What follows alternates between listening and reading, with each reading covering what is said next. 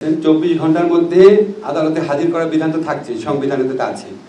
বা কতক্ষণের মধ্যে পরিবার পরিজনকে বা লয়ারকে জানাতে হবে বা গ্রেফতারের কারণ জানাতে হবে, এটা সংবিধানে সুস্পষ্টভাবে ছিল না।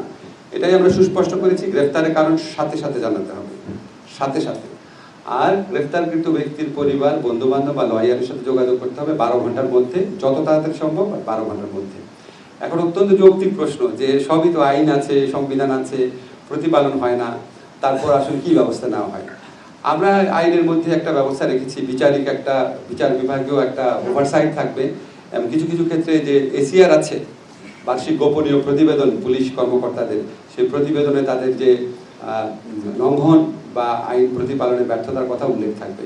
তবে আপনাদেরকে একটা কথা বলি, আমি একজন আইনের শিক্ষক, আইনের মধ্যে যতই চমৎকার কথা থাক না কেন, যদি আমরা সবাই মিলে মানে রাষ্ট্রের সকল ক্ষেত্রে অ্যাকাউন্টেবিলিটি মেকানিজম প্রতিষ্ঠা করতে না পারি, সুষ্ঠু একটা নির্বাচন করতে না পারি, আমাদের যদি আইন মানার কালচারে যদি কালেকটিভ একটা উন্নতি না হয়, আইন করে কিছু সুবিধা পাবো কিন্তু সম্পূর্ণ সুবিধা হয়তো আমরা পাবো না।